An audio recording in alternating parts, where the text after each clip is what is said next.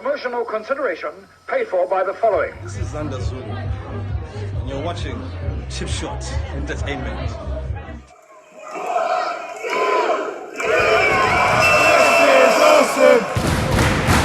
This is awesome! Hello and welcome once again to Cheap Shot Entertainment.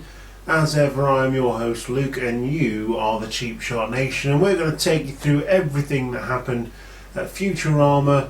That's Future 28 on the 28th of September 2019. It was at the Grosvenor Rooms in Sutton in Mansfield, and it was a really good show. There was some changes made late on to the show. Jack Cave unfortunately couldn't be there, which meant that Owen Charles stepped up in the first match, which we'll get to in a little while, and we've got some debuts as well on the Future brand. In the meantime, you can click the subscribe button, hit the notification bell to know when we upload new content to the channel. There's lots of new content coming. And don't forget to join us on Twitter, Facebook, Instagram and the blogger, where we have a link to the t-shirt shop, and you can show your colours, you can choose your colours and support the show by wearing a cool t-shirt. And without further ado, we're going to take you through everything that happened at Future number 28. It was called Futurama. There was a second part to this show, which was on the Sunday, which we didn't go to because we went to Aspire. But I've heard that that was a good show as well in Shirebrook.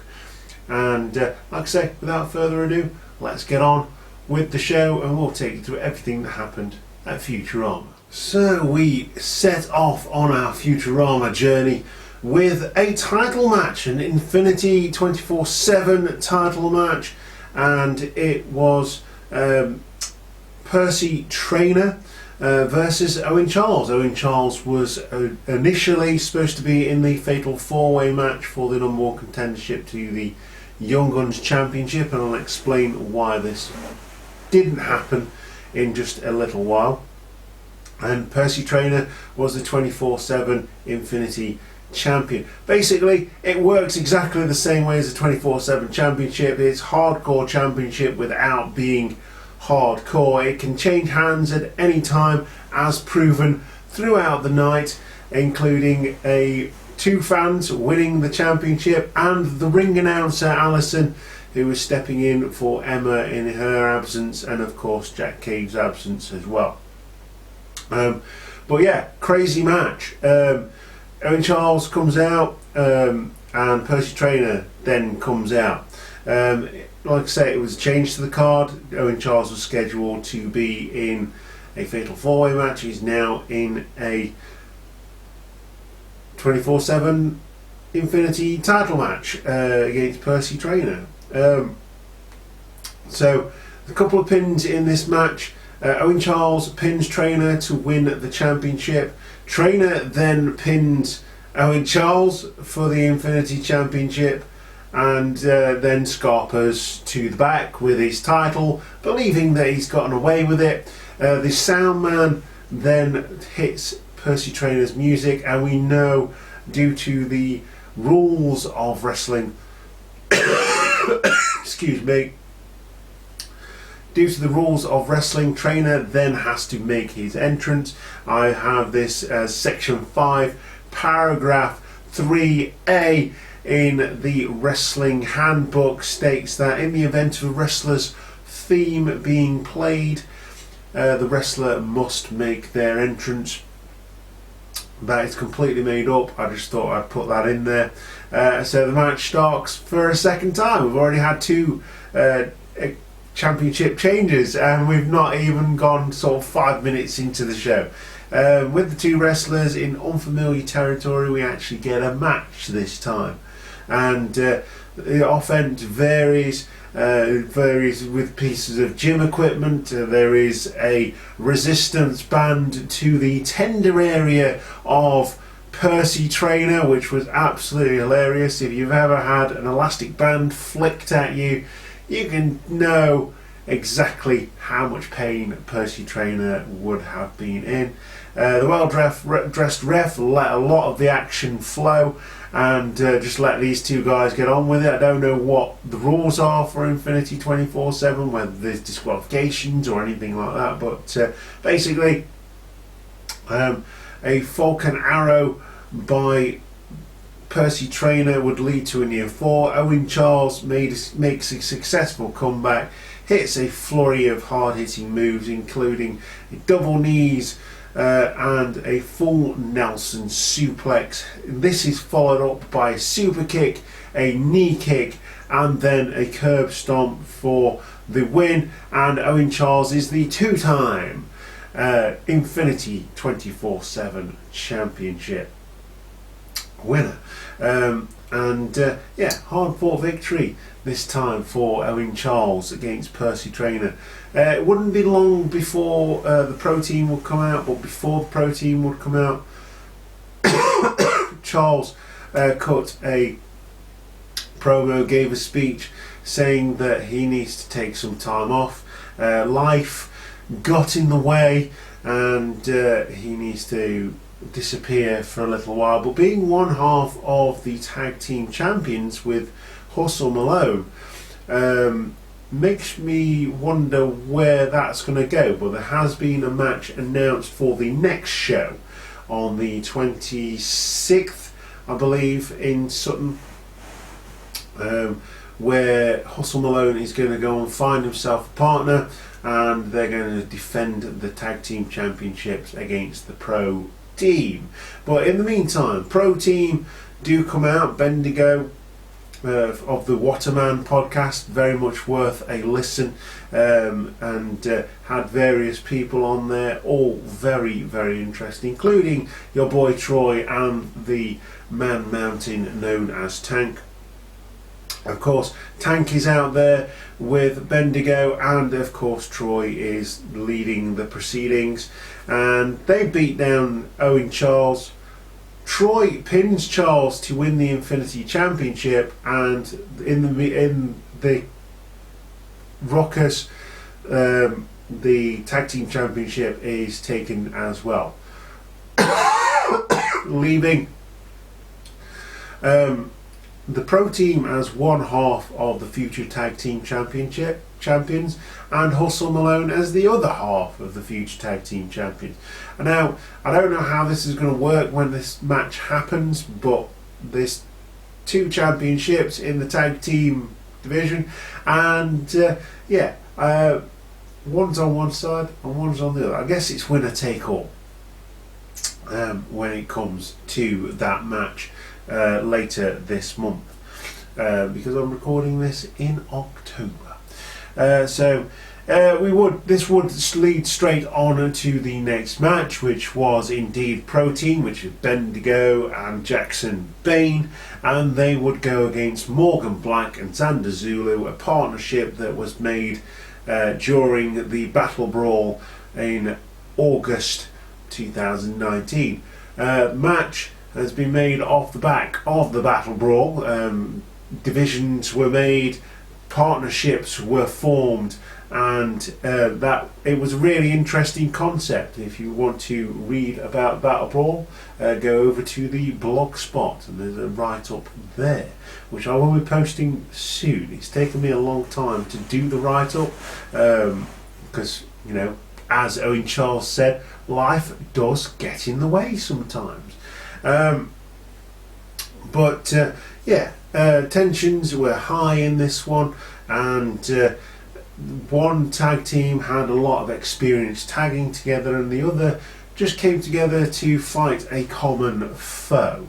But both individually are absolutely fantastic. Morgan Black making his debut at Battle Brawl for Future Wrestling, and Xander Zulu has been around for a couple of months now, coming over from House of Pain Wrestling, where he cut his teeth, and proving quite popular with the future fans, certainly in Sutton. I don't know about in Shirebrook. We haven't been to Shirebrook for a couple of months now.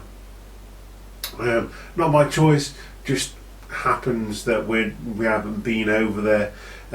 But in the early stages of this match, Pro Team start with their usual antics, trying to distract the other team, and basically with those antics they get swatted away, and Zulu manages to get on top with a high-flying move that sends Bendigo's face into the canvas and smashes it on the floor, much to the delight of the crowd, apart from Christie in Sutton. And it doesn't take long for Pro Team to come back in this one. Troy would cause a lot of distraction here.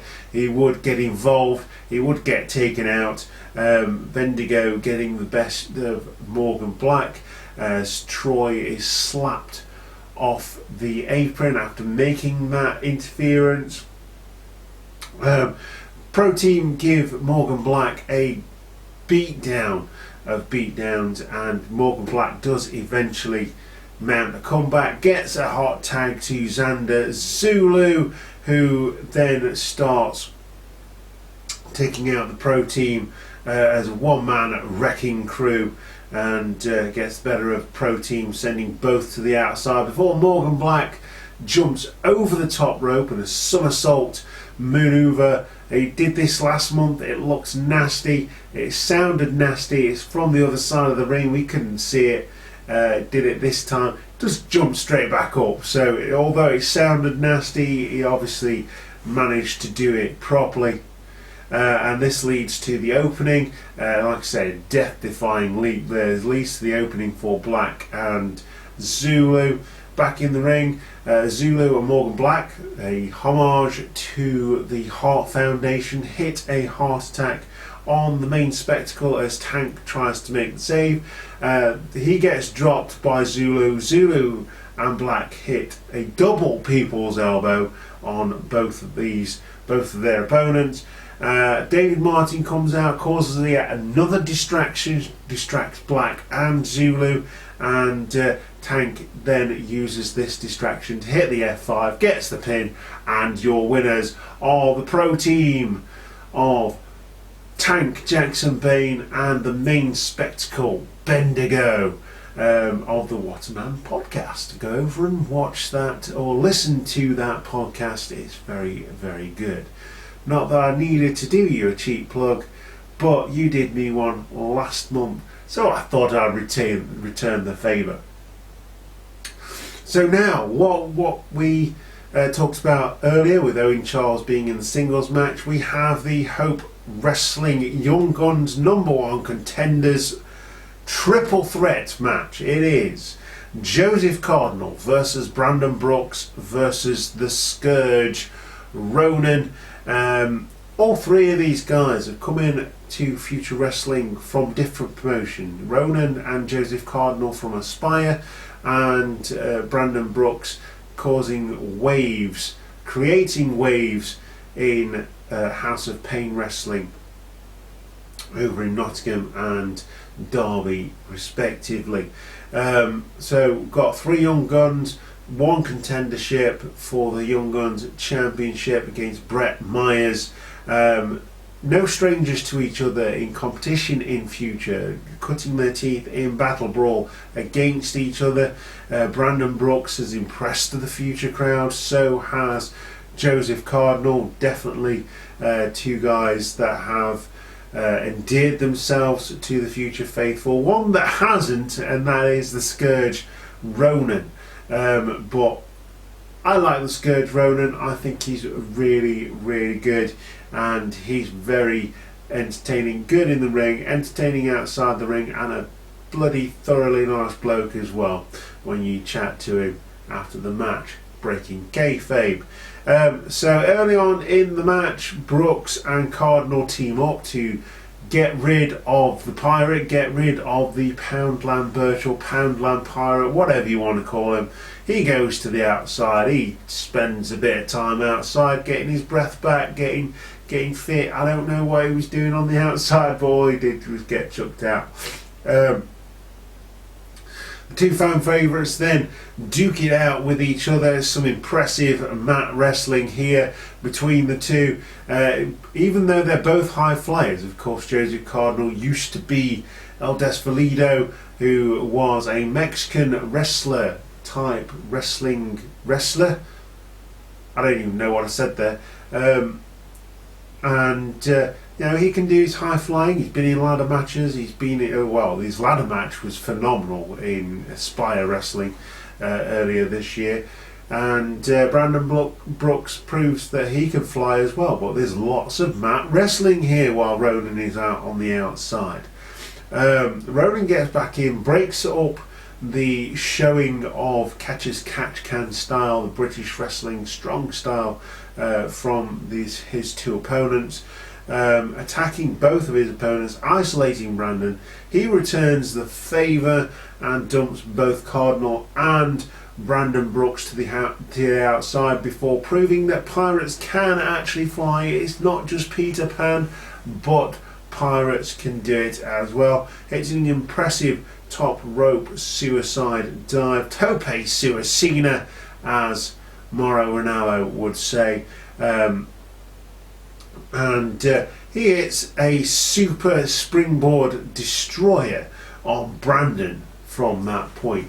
So they're back in the ring. He hits a super springboard destroyer. Absolutely sick looking move. Absolutely brilliant. Brandon manages to kick out. I have no idea how he manages to do this, but he looks down and out. However, the youngster manages to dig deep, pulls out everything to kick out of that out of that move. Cardinal then makes the save, making sure the match does go a little bit longer.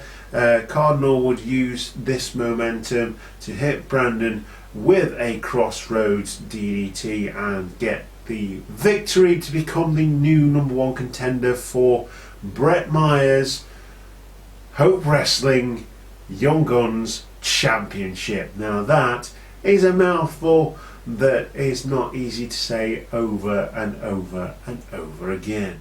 So we move on to the next match. This is the match before the break. It is Mean Machine Mark Sanders.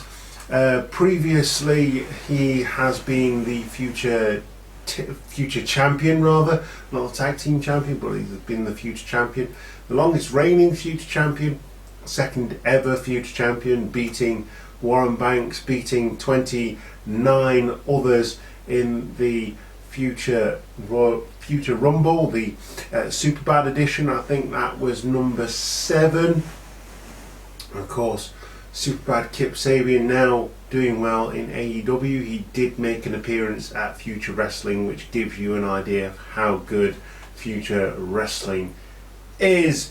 Mean Machine versus Dirtbag Dave Stewart. His change of attitude in recent months has not gone unnoticed by the Future faithful, and likewise here at Cheap Shot Entertainment as well. We have great fun calling him Dirty Bag. He has great fun ripping into the crowds in Mansfield and Shirebrook. Sutton and Shirebrook, both in Mansfield, should be noted, technically. And yeah, something that's come out of nowhere really. Like Mark Sanders has been heel for all of his Future career, for all of his time in Future Wrestling, whereas Dirtbag Dave started as a face, teaming with Twister, forming the tag team of DDT, and turning on Twister. Comes out now wearing a t-shirt saying Twister deserved it, and probably did, to be fair. I don't know. And Mark Sanders has always been a heel, has always had the crowd on his back for wearing tassels. He's played very well to those crowd chants, and eventually it's kind of turned him face. And this is where we lie with Mark Sanders. I really like this guy, and you know, I always look forward to seeing him in a Future Wrestling ring. And like I say, this one's come out of nowhere. Really, in the last few months, Mark Sanders has not had the rub of the green. Since losing the Futr Championship, he's had a feud with Bjorn, losing emphatically, really, to Bjorn in a strap match a couple of months ago. We haven't seen him since, and that match was absolutely brutal. Mark Sanders beating Bjorn with his strap on, and Bjorn returning the favour with his strap. I'm really sorry, that was really funny. Yeah, because there was a point in that match where Mark Sanders said, "I'm going to beat him with my strap on." Yeah, just if you're a youngster, don't ask your parents what one of those is. Just don't tell them that Cheap Shot Entertainment sent you, but do click the subscribe button before you get grounded for asking that question. Yeah, match in Sutton, looking to prove that he still has it. Mark Sanders and Dirtbag Dave Stewart looking to continue his good fortunes, his run of wins in future shows. Really, he's just been absolutely dominant. I don't think he's lost. Incidentally, it was Dirtbag Dave Stewart who would pick Mark Sanders as his partner when he had a tag team match against Twister, and Twister would choose Bjorn. So there's definitely steeped in history here between these two, looking to make an example of the dirty bag Dave Stewart. Like I say, sets his sights on the Futr Championship. Both of these guys want a Futr Championship shot, and Siri has just turned itself on without me asking it. So, going into the match, like I say, it's been a long time coming. Stewart gets on the microphone, gives the crowd some stick, the crowd give it him back. Honest Mark Sanders is honest with the dirty bag. Tasselmania chants start. Sanders returns the insults as he is clearly annoyed by the comments made from the loudmouth dirty bag known as Dave Stewart. He clocks Dave Stewart with a clothesline to get this one started, and the match gets going. The well-dressed ref rings the bell, and Mean Machine takes the fight to Dirtbag Dave Stewart. Seems to be lacking some spark though. I mean, Mark Sanders, always been a bruiser, always been a mean machine, exactly what he says on the tin. It seems to be losing, it seems to have lost the spot, but I think he gained some of it back in this match. And it does take the fight to Dave Stewart. Dave Stewart does use all of his cunning and uses every dirty trick, every dirty bag trick that he can think of to take the fight back to Mark Sanders. It is speed versus strength in this one, but it would be speed that would come out on top eventually. He hits several signature heavy moves. This is Mark Sanders hitting several signature heavy moves and not really taking Dave Stewart down. One thing that Dave Stewart always has, whether he's heel or face, is that ability to fight and keep on going, and we saw it in spades in this competition, in this match. After a heavy beating, Stewart is sent to the corner, and while he is in the corner, sternum first, he unties the top turnbuckle. The well-dressed ref does not see this, as Sanders tries to hit a German suplex on Stewart. Stewart pulls the turnbuckle pad off.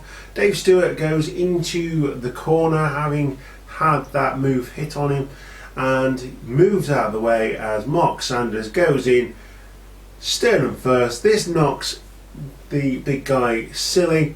Dave Stewart hits the dirty deeds. He picked up the victory, and Stewart shows why he is known as the Dirtbag, pulling out all the stops here and picking up a victory, a dirty victory over Mark Sanders, who again Cuts another promo. This is two. It's like right in the feels.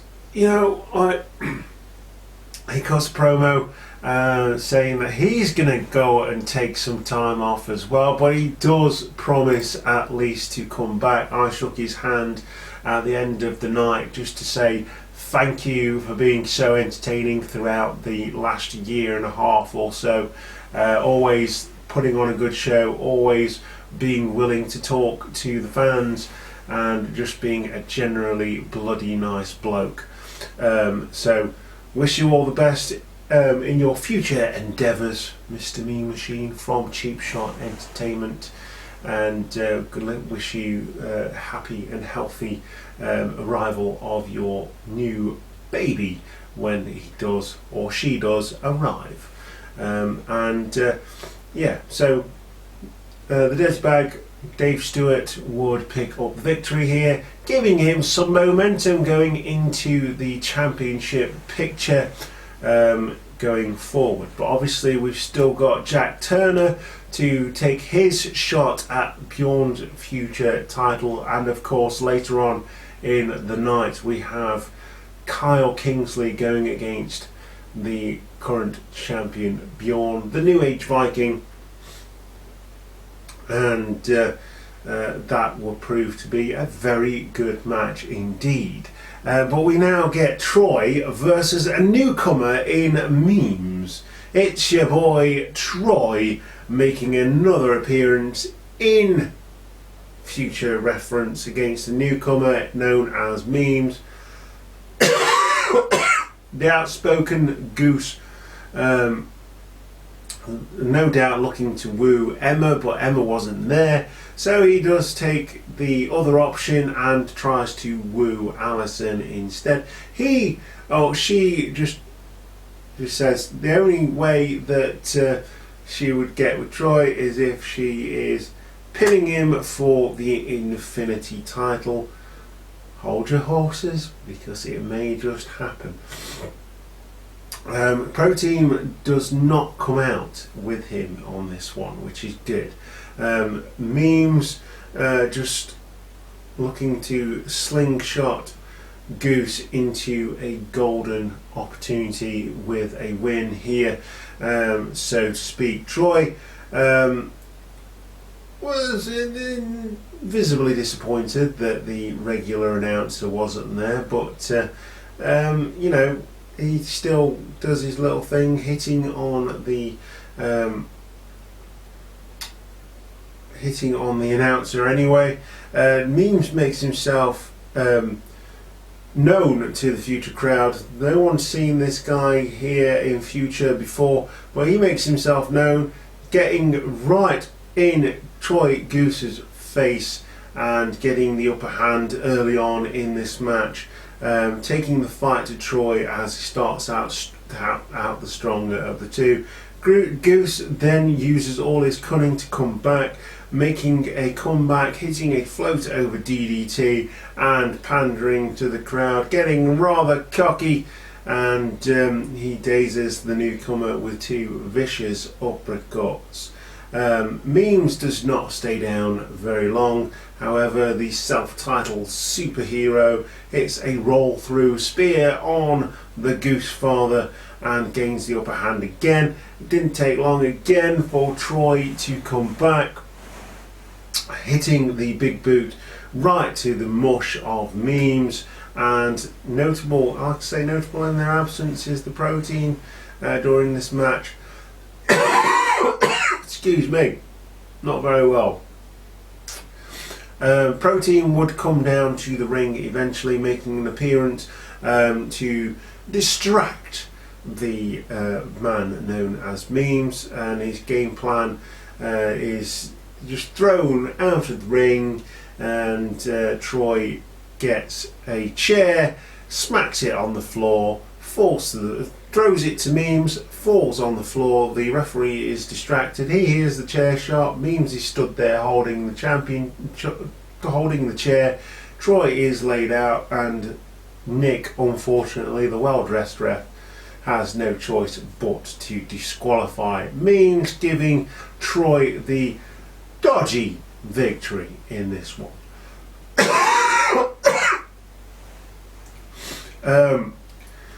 However, Memes would have the last laugh, smacking Troy over the head with the chair, because he's already lost at this point. There's no point in not doing it, because he's got a chair and Troy stood right in front of him. And he would leave Troy laying in the middle of the ring. This would give Allison the chance to pick up the Infinity 24/7 Championship, and this would lead to a series of events that was just hilarious. The raffle was drawn as Allison was wearing the championship. The winner of the raffle got to win the championship in a game of rock, paper, scissors, as the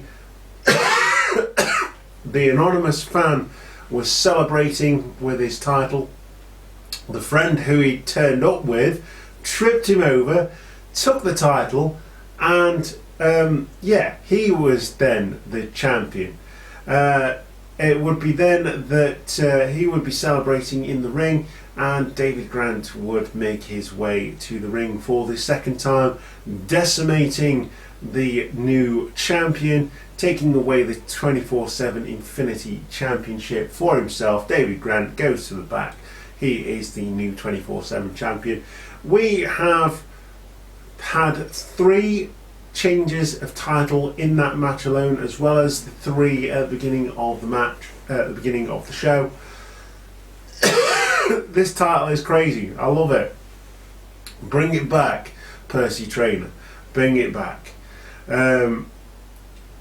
So that would be the end of that match, and we are now going into the main event for the future championship. It is your champion Bjorn versus the bee's knees of Breaking Back's Kyle Kingsley. Just going to have a drink of water.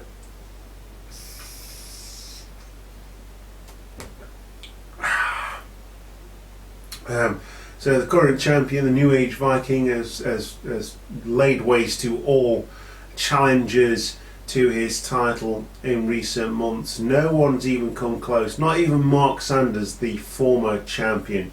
But this could indeed be Bjorn's biggest test, and his title is very much in jeopardy. The match begins as a pure feeling out contest, pure feeling out process, with both guys getting a little bit of offense in, trying to get the upper hand, doing a little bit of mat wrestling, doing a bit of everything. It would be Bjorn that would take down Kyle Kingsley with a well-placed shoulder tackle, sending the backbreaker outside as he would look to regain his himself outside the ring, gaining a little bit of a breather, stopping the momentum of the champion, using all of that experience to gain the advantage here over the New Age Viking. But the New Age Viking, after taking down his opponent, continues his domination over Kyle Kingsley and would take it to the outside. However, Bjorn showed too much of this, showed too much of his little bit of cunning that he had, sneaking around the opposite way of the ring, trying to blindside Kyle Kingsley. He would see this coming. The bee's knees of Breaking Backs would hightail it to the back. The exchange ultimately led to Kingsley coming out on top before sending the champ back into the ring, showing that he does still have it up here. He knows what he's doing in and around the squared circle, as well as being in between the ropes. The challenger uses every ounce of the cunning that he's gained over the years of experience that he's had in all of the promotions across the East Midlands and beyond, deep into his arsenal, hitting him with everything. Just couldn't take the big man down, hitting his biggest moves, getting near falls, just could not keep Bjorn down. The champ is never one to back down, and the New Age Viking comes back once again, sending Kingsley back to the outside before soaring over the top rope and hitting every inch of that high-flying, death-defying move. Have you ever seen a 300-pound guy fly across the ring or over the top rope and outside the ring? I have, and it looked absolutely awesome. Just proving once again that Future Wrestling is one of the premier promotions in independent wrestling in the UK. The referee starts the count. The crowd gets behind Bjorn, and both guys manage to make it into the ring, and Bjorn takes over once again, taking over where he left off, and his opponent crawls back into the ring. Bjorn is very much on top, but Carl Kingsley comes back, hitting out of nowhere a spinning backbreaker on Bjorn. This leads to a near fall. Bjorn digs deep, then hitting a spinning powerbomb and retaining the championship against Carl Kingsley. He just could not kick out of that one. It's one move too many. Carl Kingsley put up a massively good fight in this one. Fabulous match, absolutely top draw. One of the best matches I have seen in Future Wrestling, and yeah, very, very entertained by this one. And the next challenge, wherever that may be, we've still got Jack Turner to cash in his Battle Brawl win, and I think that match is going to be happening on the 26th or the 27th in either Sutton or Shirebrook, which will be on the 26th and 27th in Sutton and Shirebrook respectively. And that's it. That is Futurama, that is Future 28, and that is all the action that you need to know about during this show. Hope you've enjoyed the video, and we're going to take you into the outro and make sure we remind you once again of all the great things that you could be doing to follow Cheap Shot Entertainment and get all of your wrestling goodness in one place.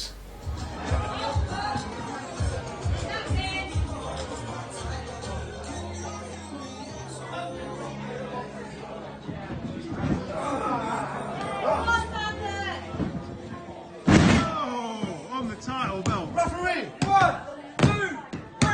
Yay! New champion! Yay!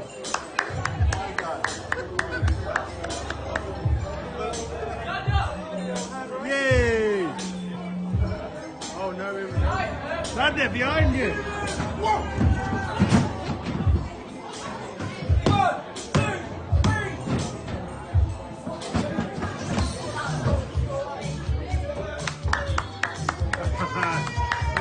With the championship again. Nice try. He did well, bless him. Ready? So that is everything that happened at Future Wrestling episode number 28, or show number 28. It was Futurama at the Sutton in Ashfield Grosvenor Rooms, and it was on the 28th of September 2019. Really good show. Didn't see the Shirebrook show, but saw the results, and some good results there for the likes of Brandon Brooks, for example. And we saw that Zach Morris was there as well, making his appearance again as a singles competitor over in Shirebrook. We'll get to a Shirebrook show very soon. Always enjoy those Shirebrook shows as well. Bit more space than the Grosvenor Rooms, but the Grosvenor Rooms has the sort of atmosphere that you love from a Future Wrestling show. Future Wrestling, £6 a pop if you buy them online, £7 on the door, and if you get them online and you want to get both shows during the weekend, you get them for a little bit cheaper as well. So great show, really looking forward to next month. We try and hit at least one future show a month. Don't think we're going to get to any of them next month. It's the same weekend as Dead and Breakfast 11, and we are booking tickets for that. Most definitely that is happening, and that is final, and there will be a review of that as well. But in the meantime, click that notification bell, like the video, subscribe to Cheap Shot Entertainment, and join the Cheap Shot Nation.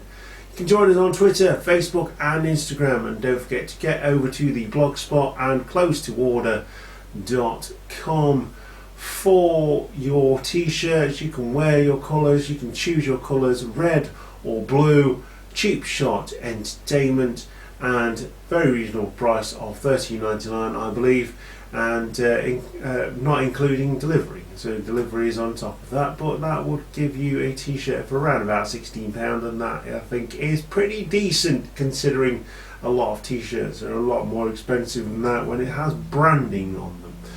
So without further ado, that is everything, like I say, everything that happened at Future on the 28th of September. And I hope you've enjoyed this review, a bit more in depth than we usually go to, because I'm writing things up for Turn Babyface. Hopefully will be featured on there as well, so check out Turn Babyface app, get to know your local wrestlers and wrestling companies and promotions through that app, as it will give you all of the places your favourite wrestlers will be during a weekend or wherever you are. You are the Cheap Shot Nation. I have been your host Luke, and we'll see you next time. Goodbye.